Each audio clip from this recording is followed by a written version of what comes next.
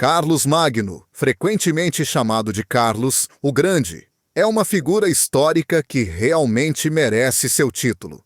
Ele foi um conquistador que passou metade de sua vida em campanhas militares, um cristão devoto e um rei guerreiro que estabeleceu o padrão para futuros governantes. Com um reinado de 46 anos e apenas um filho sobrevivente para herdar seu legado, Carlos Magno é justamente considerado o fundador da Europa. Ele construiu sobre as bases estabelecidas por Carlos Martel e Pepino para criar o primeiro império no Ocidente desde a queda de Roma.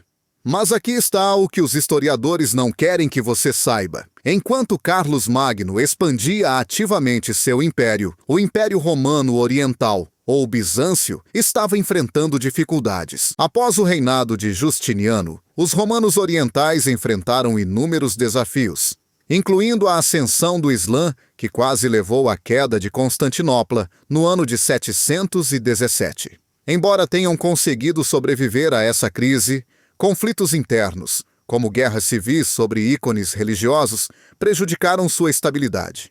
Uma governante notável durante esse período tumultuado foi Irene de Atenas. Após a morte de seu marido no ano de 780, ela se tornou imperatriz regente para seu filho de 9 anos, Constantino VI. Irene foi uma líder capaz que reconquistou a Grécia continental e restaurou o comércio bizantino. Tudo isso enfrentando uma feroz oposição.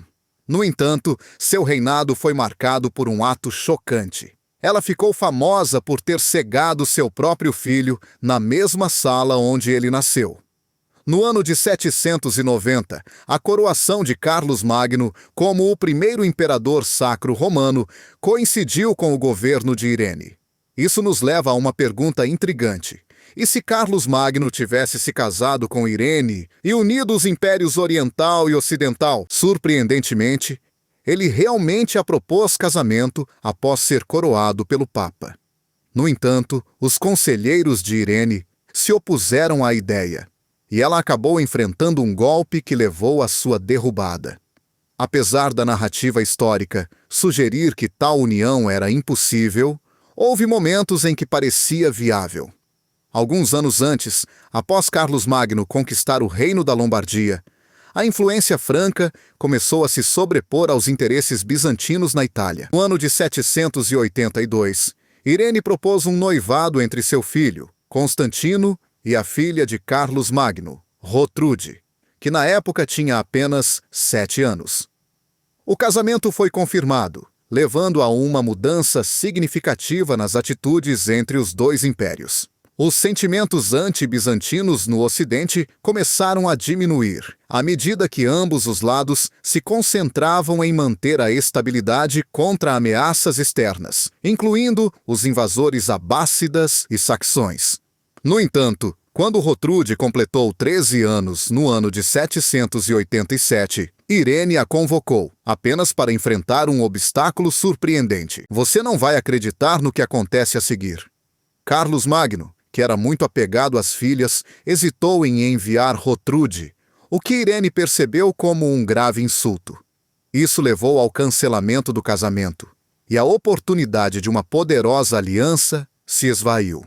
Mas, e se Carlos Magno tivesse tomado uma decisão diferente? Carlos Magno era conhecido por seu pragmatismo e compreensão das alianças políticas. Se ele tivesse enviado Rotrude para se casar com Constantino, as implicações poderiam ter sido monumentais.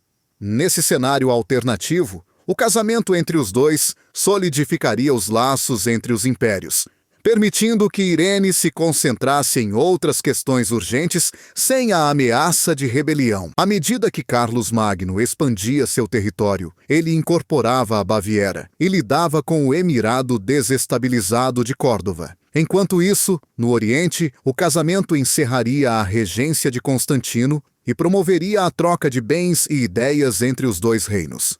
Em vez de enfrentar um golpe, o governo de Irene continuaria a prosperar, evitando grandes rebeliões na Sicília e na Anatólia. Agora, aqui é onde a história fica interessante. Nesse cenário alternativo, Constantino não seria mais visto como o menininho da mamãe. Em vez disso, ele se casaria com sua noiva ocidental, levando a um império romano oriental mais estável e próspero. O casamento também permitiria uma relação mais colaborativa com os francos, promovendo trocas culturais e econômicas que antes estavam sufocadas. Os casamentos políticos eram ferramentas poderosas, e Carlos Magno entendia sua importância. Em nossa linha do tempo, ele se casou com a filha de um poderoso conde na Alemanha para garantir a fronteira saxônica volátil. No entanto, nessa realidade alternativa, a relação entre Carlos Magno e Irene seria um divisor de águas. O ano de 794 veria Irene coroada como rainha dos francos. Enquanto Constantino permanecia o imperador romano oriental, os dois reinos se beneficiariam de uma relação comercial florescente. Carlos Magno e Irene embarcariam em grandes projetos de construção, percorrendo seus domínios e fortificando suas defesas contra inimigos comuns. Apesar da ausência de Irene em Constantinopla, a cidade ainda seria governada por leais a ela. Soluções diplomáticas resolveriam tensões anteriores sobre territórios como a Croácia e Veneza, permitindo que ambos os impérios se concentrassem no crescimento mútuo. No entanto, as ameaças externas continuavam a ser formidáveis. Ao norte, o Kanato búlgaro representava um desafio significativo, enquanto no Oriente, Irene enfrentava o ambicioso Califado Abássida, sob Harun al-Rashid. Em nossa linha do tempo, Constantino tomou decisões impulsivas que drenaram recursos e levaram à sua impopularidade. No entanto, nessa linha do tempo alternativa, ele teria a estabilidade necessária para tomar decisões estratégicas. À medida que os anos passavam, o casamento entre Constantino e Rotrude criaria uma nova paisagem política. A terceira esposa de Carlos Magno faleceu, e em vez de buscar outra aliança política, ele se concentraria em fortalecer os laços com Bizâncio. O relacionamento entre os francos e os bizantinos se tornaria um modelo de cooperação, contrastando fortemente com os conflitos históricos que marcaram suas interações. No ano de 797, Irene ainda estaria no poder, mas sem as violências que caracterizaram seu reinado real. A ausência de grandes rebeliões permitiria que ela consolidasse seu poder e se concentrasse na governança. A dinâmica de poder em ambos os impérios mudaria drasticamente, levando-o a um ambiente político mais estável. No entanto, os desafios estavam longe de acabar. Os vikings e os ávaros continuavam a fazer incursões, e o cenário político estava em constante mudança. No ano de 802, o novo governante búlgaro, Krum, começaria a consolidar seu poder, levando a conflitos que testariam a força de ambos os impérios. A liderança de Constantino seria colocada à prova, enquanto ele buscava recuperar territórios perdidos e fortificar suas fronteiras. Seu casamento com Rotrude lhe proporcionaria a legitimidade necessária para reunir apoio contra ameaças externas. A dinâmica de poder mudaria, levando a uma frente mais unida contra inimigos comuns. Nesse cenário alternativo, a morte de Krum resultaria em um vácuo de poder nos Balcãs. Com a ameaça búlgara diminuída, ambos os impérios teriam a oportunidade de expandir sua influência na região. A aliança matrimonial se mostraria inestimável, enquanto ambos os lados trabalhavam juntos para garantir suas fronteiras e promover a estabilidade. No entanto, os desafios da liderança permaneceriam.